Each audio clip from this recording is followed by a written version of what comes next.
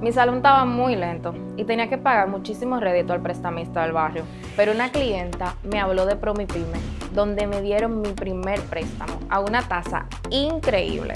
Mi negocio ha crecido y voy por mi tercer préstamo. Me llaman de otro sitio para ofrecerme dinero porque ya yo soy toda una empresaria del área de la belleza. Con el acompañamiento de Promipyme, mi negocio ha seguido creciendo. Promipyme, el banco de los microempresarios y emprendedores. Dale, crece conmigo, ahí está.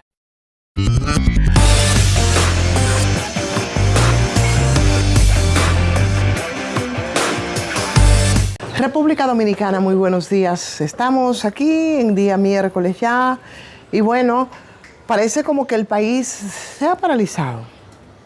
Definitivamente el país se ha paralizado alrededor de un caso, y es el caso de Joshua, es el caso de esta jovencita ciudadana norteamericana de origen de la India.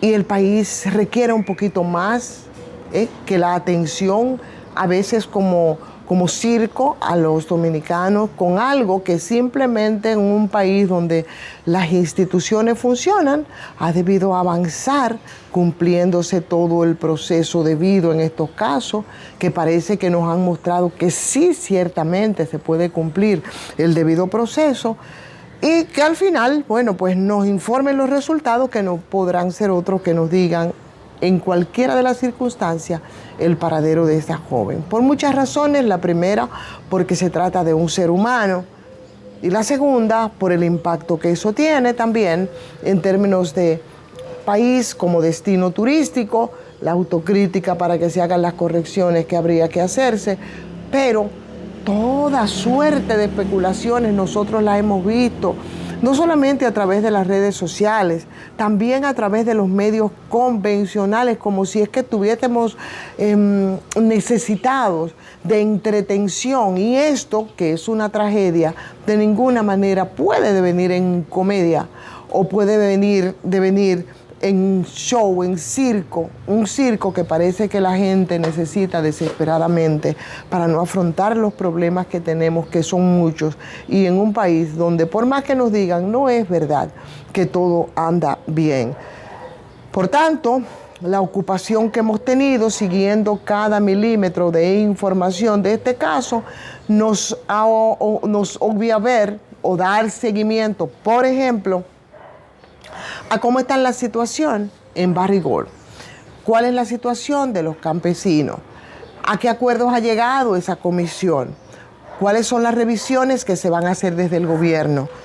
Otra cosa, revisar, por ejemplo, qué es lo que ha pasado y qué está pasando aquí con el tema eléctrico, que es un tema al que nosotros tenemos siempre que darle seguimiento, y sobre todo después de ver algunas declaraciones justificativas con un problema que arrastramos desde siempre, que denunciamos desde siempre, que nos impacta de manera negativa, no solamente con el tema de los apagones, sino con el tema de las altas tarifas, y por supuesto, viendo cómo empresas generadoras como Punta Catalina van de mal en peor, con un consejo unificado debiéndoles millones y millones y millones de dólares a esa empresa que es estatal. Lo propio ocurre con EGEGIC, más no así con las empresas privadas, lo que nos hace suponer que quizás quieren llevar al descalabro las empresas generadoras que nos quedan en el sector privado, para entonces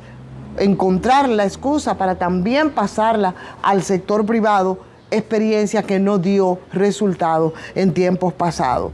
Menos generación, por supuesto, fruto de las averías recurrentes del 2024, principalmente como el pinche en la caldera, porque a todo esto, y por más que queramos decir, parece que Punta Catalina no se entregó de forma óptima, sin dejar de reconocer que de alguna manera, por supuesto, que ha venido a mermar, a paliar la situación de los apagones, pero cuando ocurre esto, y ocurre con demasiada frecuencia, ahí estamos nosotros con el agua al cuello.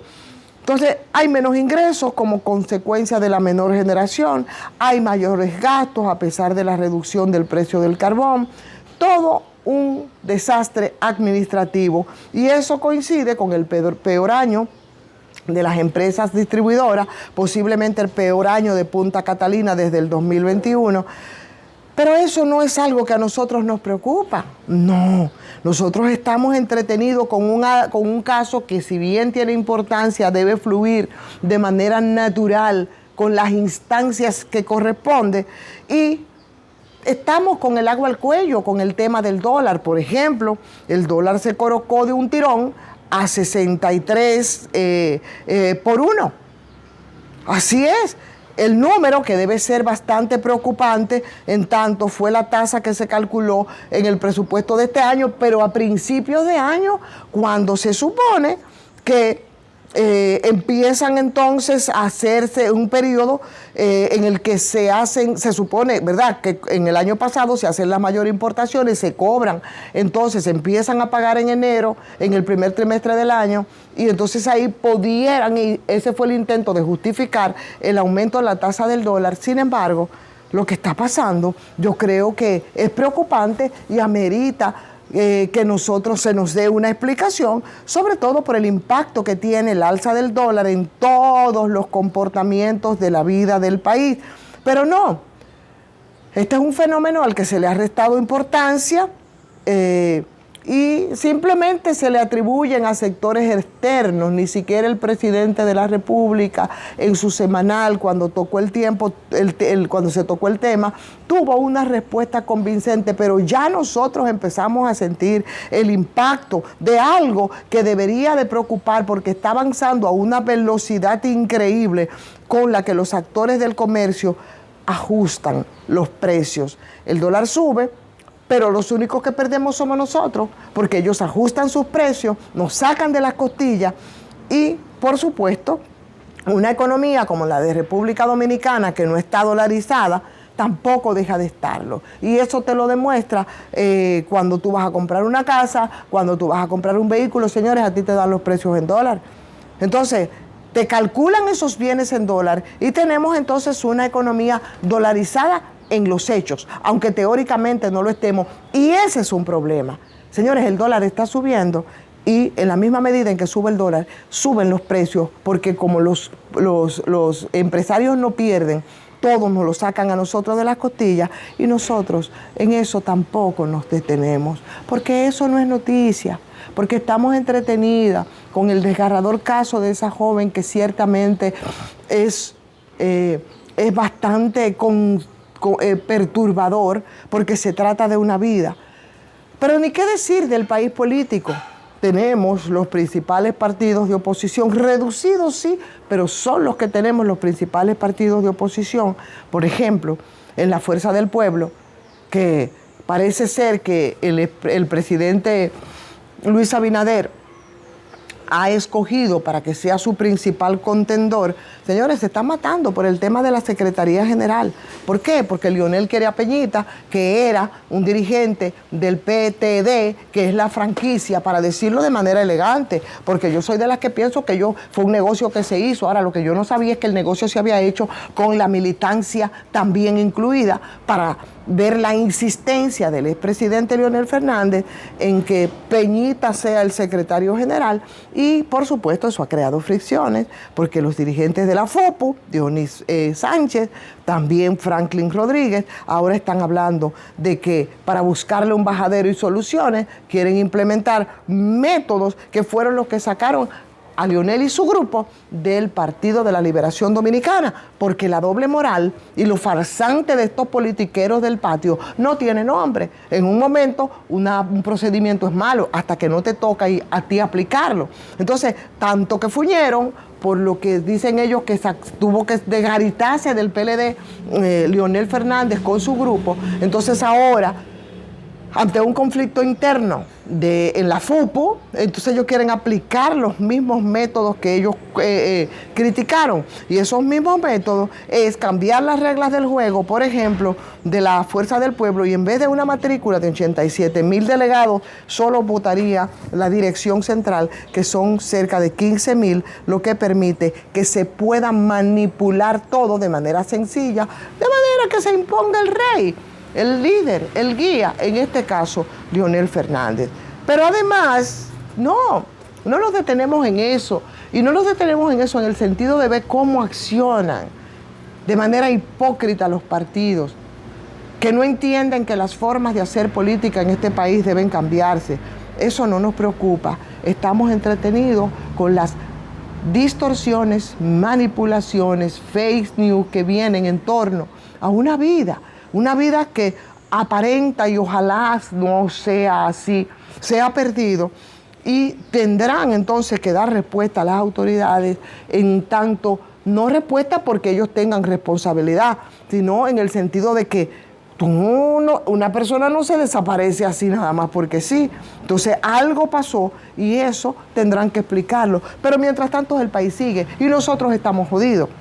Y mientras el país sigue, y como el instrumento de la gente, como se dice, para resolver los problemas y para avanzar, sobre todo ahora donde estamos en plena campaña electoral, aunque estamos violando la ley electoral, señores, nosotros no nos damos cuenta, por ejemplo, las cosas que están pasando en el otro PLD. Bueno, digamos que en el PLD de Danilo, que también se están tirando las cajas y los cajones. Y ahí también hay complicaciones y situaciones. ¿Qué le importa a nadie lo que acaba, por ejemplo, de denunciar a Abel Martínez?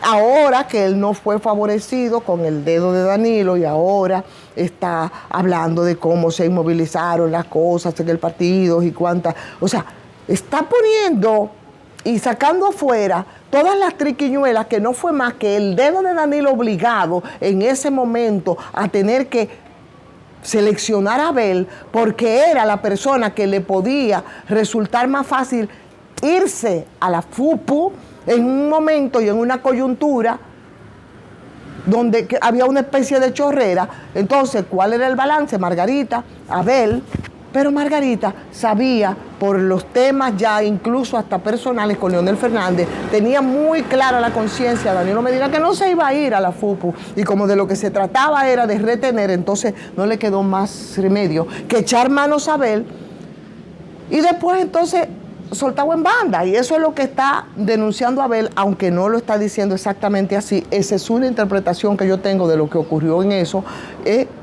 y que forzado por esa coyuntura también funcionó el dedo de Danilo Medina por encima de todos los que estaban aspirando, Domínguez Brito y demás, que no más tumbes no le pueden dar. Entonces, nada de eso nos preocupa. Y es como que si nos pusieran en la mesa el pan y al lado nos pusieran el circo, guardando, por supuesto, las distancias en tanto es un tema serio en el que tendrá que actuarse, pero no significa que nosotros demos de lado y nos olvidemos de las cosas, de otras situaciones y de otras informaciones importantes para el país y que a nosotros, y perdónenme el término, de manera directa, nos joden la vida.